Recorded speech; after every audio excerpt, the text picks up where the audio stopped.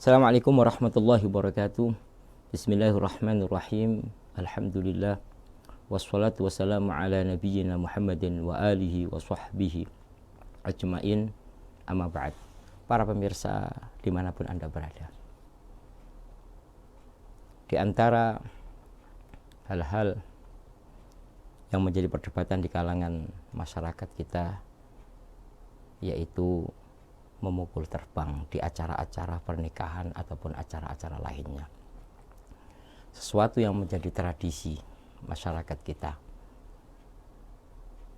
yaitu memukul terbang,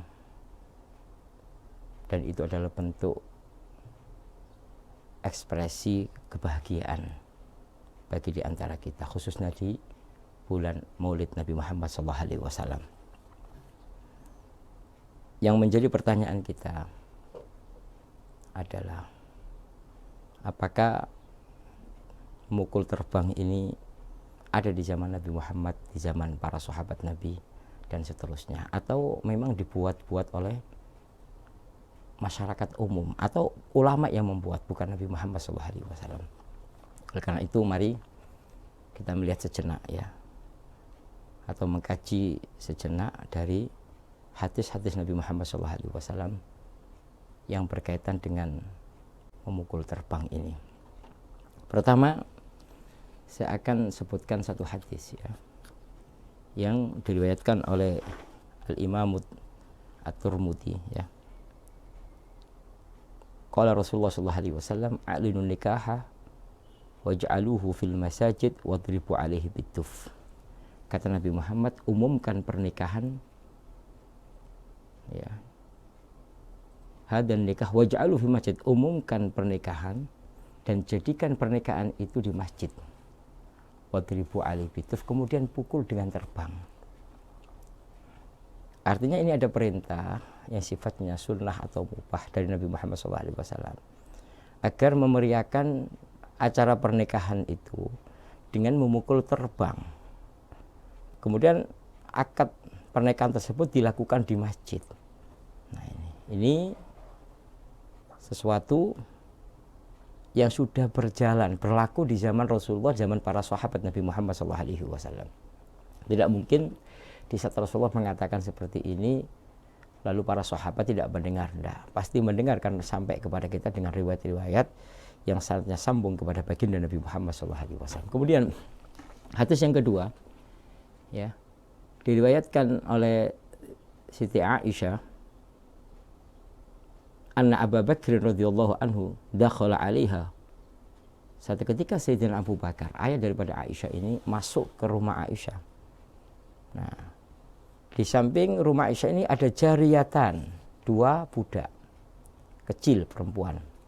Kita tahu rumah Siti Aisyah itu di samping Masjid Nabawi, sudah barang tentu sangat kecil sekali. Kalau ada dua budak ini, ya pasti ada di luar rumah, berarti di Masjid Nabawi. Di saat Sayyidina Aisyah masuk ke rumah di saat Sayyidina Abu Bakar masuk ke rumah Siti Aisyah, ada dua budak fi ayyamu Mina, di hari-hari Mina, tudaffifani wa tadriban. Dua budak ini memukul terbang. Wan Nabi sallallahu alaihi wasallam, sedangkan Rasulullah mutaghassil bi thawbih, menutup kepalanya dengan bajunya. Nah, ini menjadikan sesuatu yang aneh menurut Sayyidina Abu Bakar.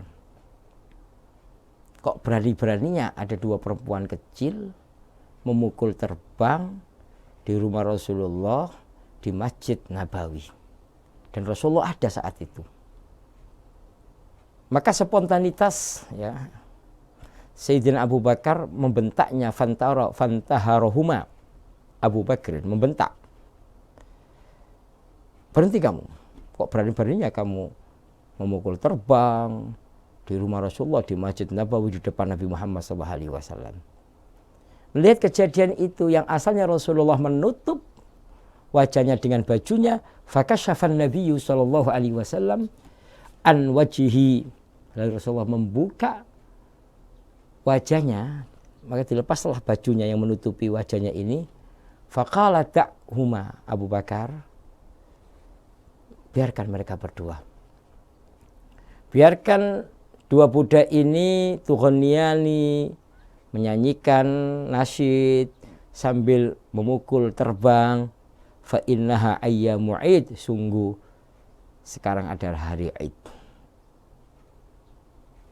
Artinya apa? Artinya memberikan pemahaman kepada kita bahwa kalau seandainya memukul terbang ini salah di Masjid Nabawi, di depan Nabi Muhammad, kemudian Sayyidina Abu Bakar membentaknya, melarangnya, pasti Rasulullah akan menyampaikannya. Malah di sini Rasulullah mengingatkan Sayyidina Abu Bakar, seraya berkata, biarkan Abu Bakar, biarkan dua budak ini memukul terbangnya sambil melakukan insyad-insyad atau lagu-lagu atau nasid-nasid.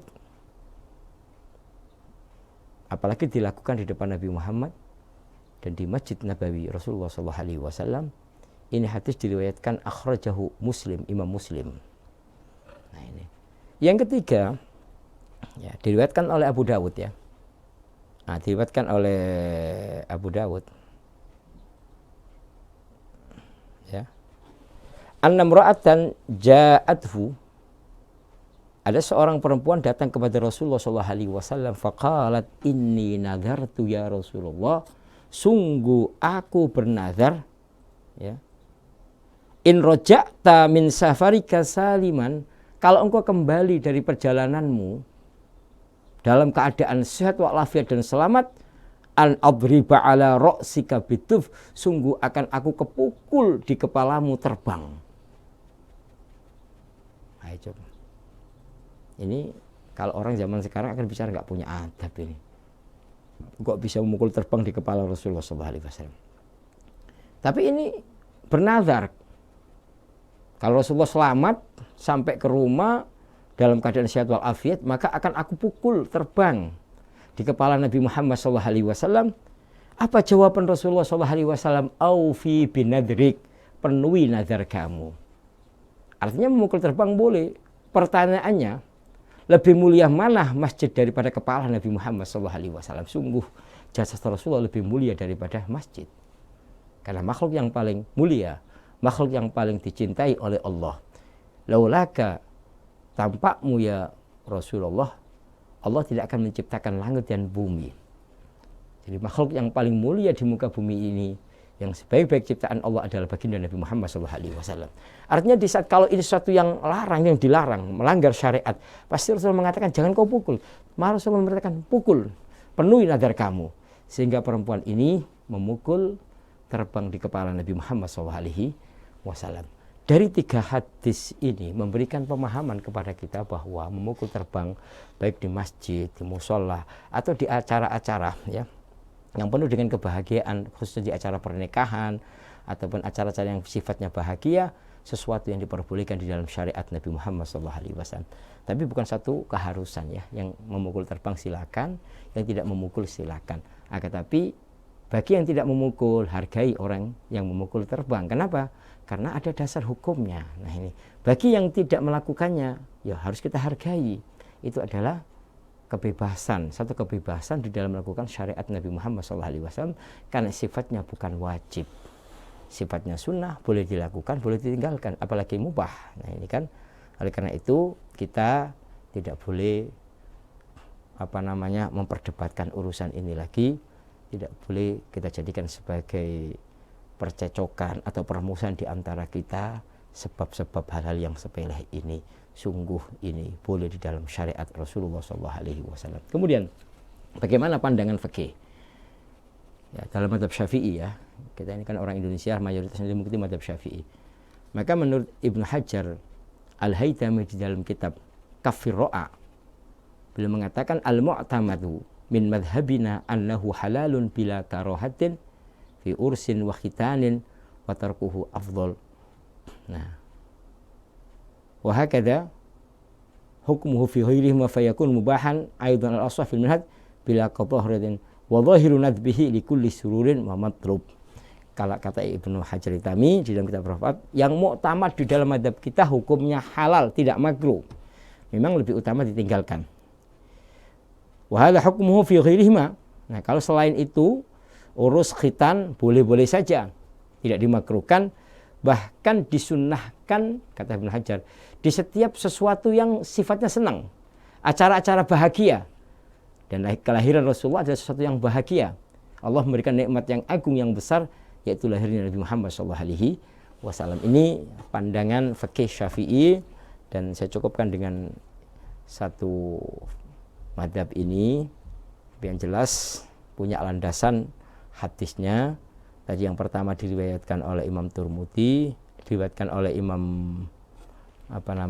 Turmudi, ya. Kemudian yang kedua diriwayatkan oleh Imam Muslim, dan yang ketiga diriwayatkan oleh Abu Dawud. Semoga Allah Subhanahu wa taala memberkahi kita semuanya dan urusan kita dimudahkan oleh Allah Subhanahu wa taala, dan kita selalu peduli dengan sesama muslimnya, mempererat persatuan, tidak menciptakan percecokan ataupun meninggalkan rasa persaudaraan, karena kekuatan umat Islam itu ada di persatuan, ya. Wallahu a'lamu bishawab. Assalamualaikum warahmatullahi wabarakatuh.